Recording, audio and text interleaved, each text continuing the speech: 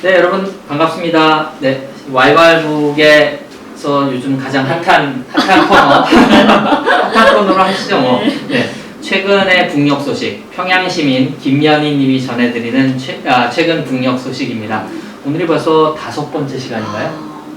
좀 했네요. 네, 오늘도 그 평양시민 김연희님 나오셨습니다. 인사하시죠. 네, 반갑습니다. 네, 저는 사회를 맡은 커트고요. 오늘도 연희님이 되게 재미있는 그리고 핫한 북한 소식들을, 북측 소식들을 많이 갖고 오셨습니다.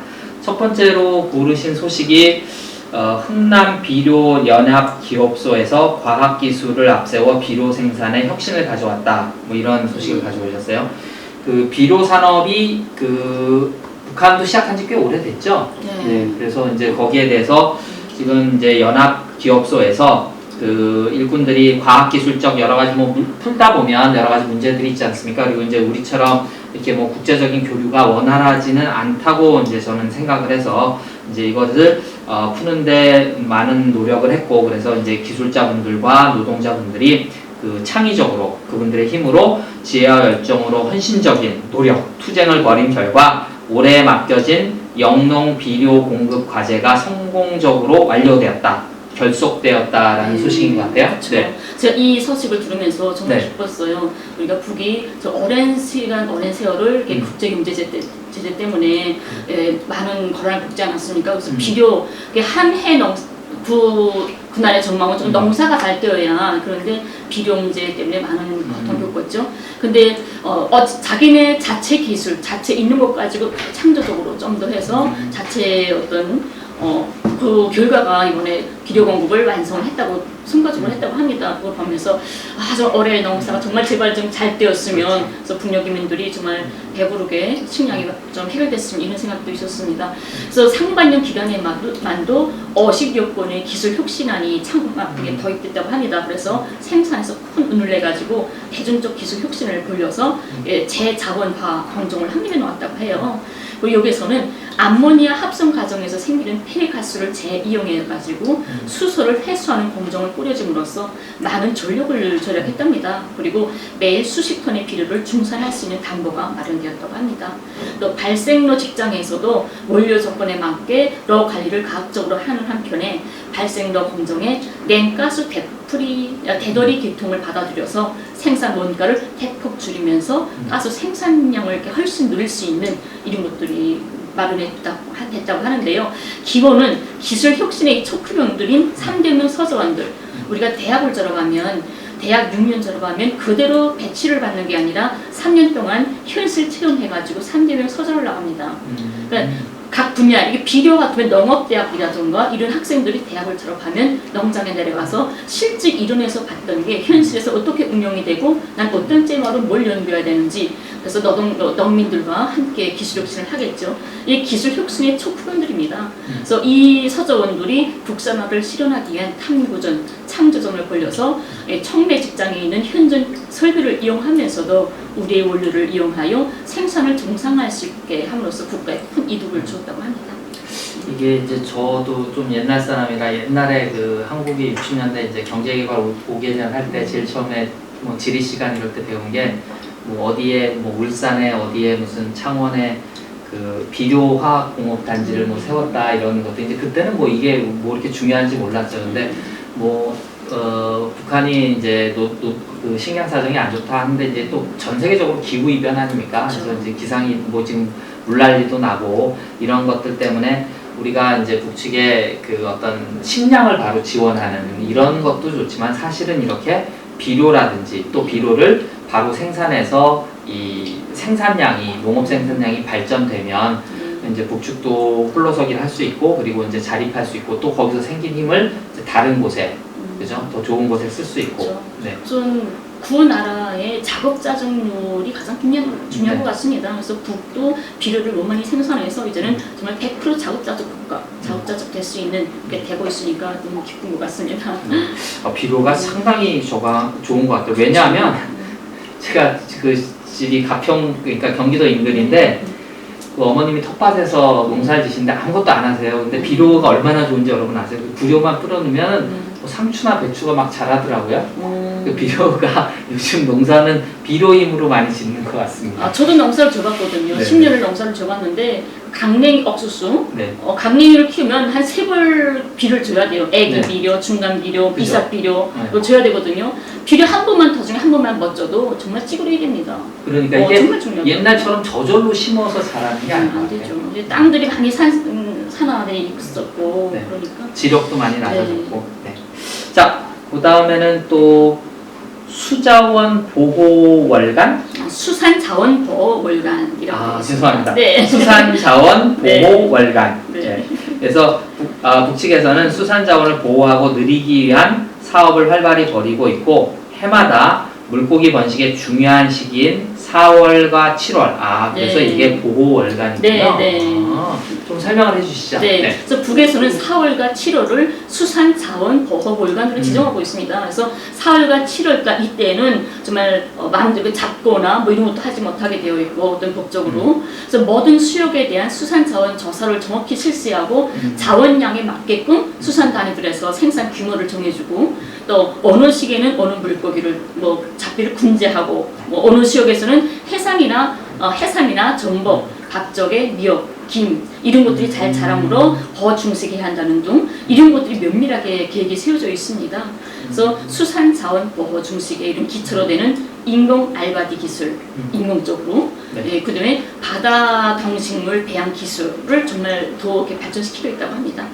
또 수산 단위들에서는 기념모, 잉어, 영정어, 명태, 연어, 가재미, 버가지 등의 새끼 물고기들을 길러서 강하천의 허수, 저수지, 바다에 넣어주는 인호적으로 그런 사업을 잘하고 있다고 합니다.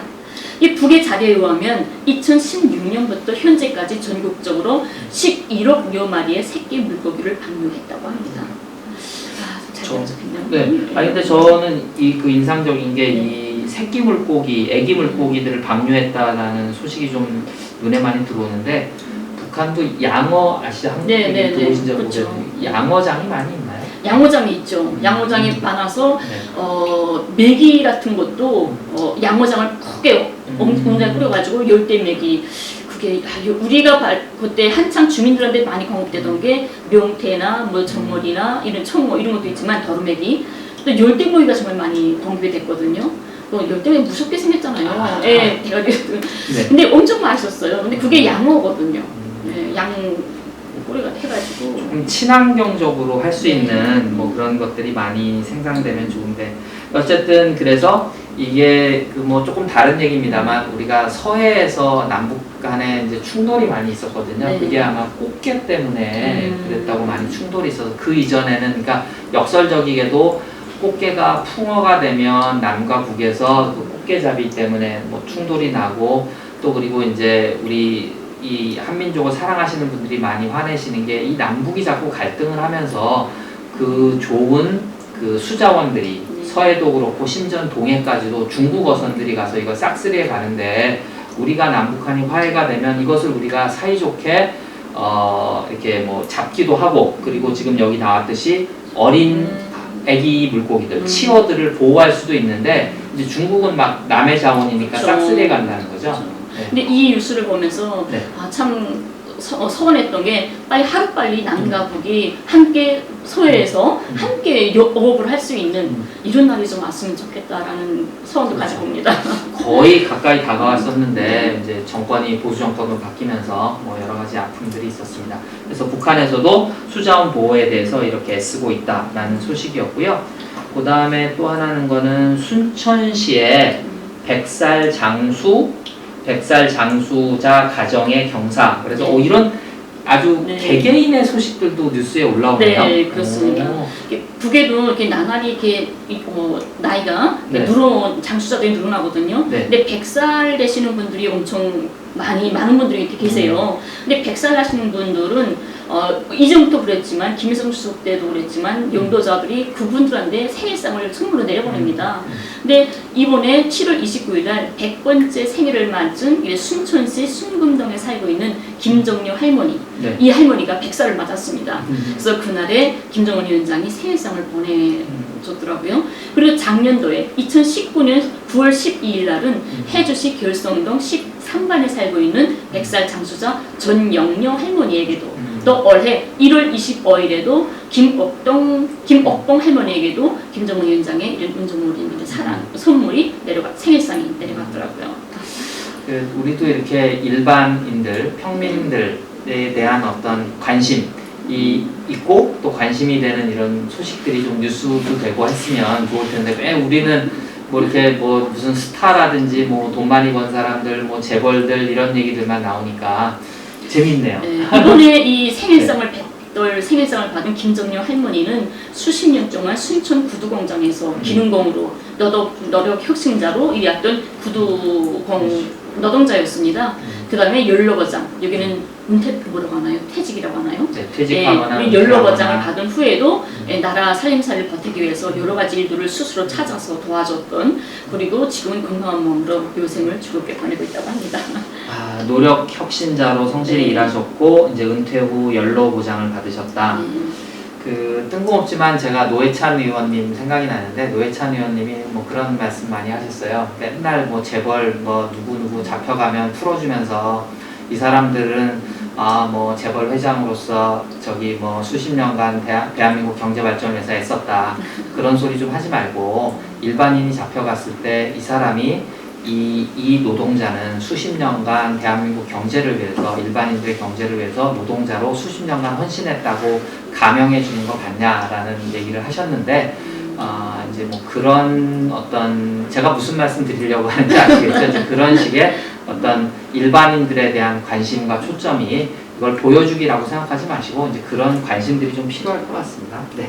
자, 그 다음에는 이제 있는 그대로 조금 옮겨드리면 조국 해방 전쟁 승리 67돌 경축 행사입니다. 그러니까 여기서 조국 해방 전쟁 승리라고 하는 것은 6.25 한국전쟁 종전 기념일이죠. 네, 7월 27일 행사가 있었던 것 같습니다. 네, 67돌이죠, 올해가. 네. 그 행사가 27일 수도 평양에서 진행됐습니다. 그 다음에 그 67돌을 맞으면서 너병대도 했고 전국의 너병들이 비행기 타고 평양도 가고 했었죠. 노병이라고 하는 건 그때 당시에 전쟁 참가자들 네. 그랬죠. 근데 27일 날 평양 김일성 광장에서 대규모 열병식을 진행을 합니다. 열병식 끝난 다음에 저녁에 새로 준공된 저해방 전쟁 승리 기념관 앞에서 전승 60돌 경축 축보야에 우리는 영원히 승리하라가 공연됩니다. 그래서 21시 저녁 9시죠. 9시에 저국보이의 노래와 함께 축포의 불줄기들이 솟구쳐 올랐고 주체 사상탑이 상공에 이룬 그러니까 아름다운 그 축포에 억압별 모양의 펼쳐지고 군중들의 정말 터지는 격정들, 환호성들, 정말 수도의 밤하늘에 별이 쳤다고 합니다. 이게 축포라고 하는 게 우리 불꽃놀이랑 다른 거 이게 축포하고 이게 축포 야외는 뭐냐면 북에서 진행한 첫 축포 야외는 김일성 주석의 탄생 97돌을 맞아서 2009년 4월 14일에 강성대옥의 불보라 이게 첫 축포 야외였습니다. 그리고 그때부터 지금 해마다 진행되고 있는 행사들이 있는 거군요. 네. 뭐 한국 전쟁은 아마 방송을 보시는 분들도 하실 말씀이 많을 거고 남측이나 북측이나 저마다의 이유와 뭐 다양한 해석들이 있습니다. 근데 하지만 그래도 조금씩 얘기를 해가면서 과연 한국 전쟁을 어떻게 볼 거냐 그리고 종전을 우리가 어떻게 해석할 거냐 그 이후에 우리가 갈라진 게 된 것이 과연 무슨 이유 때문이냐는 뭐 풀리지 않는 숙제니까 우리가 또 나중에 또 고민해볼 그런 시간이 됐으면 좋겠습니다. 네. 그 정도 하시죠. 네. 그 다음에는 연풍과학자 휴게소. 네. 연풍과학자 휴게소를 제가 영상을 가져왔습니다. 그래서 네, 영상을 먼저 보시고 이야기 나눠보도록 합시다. 네.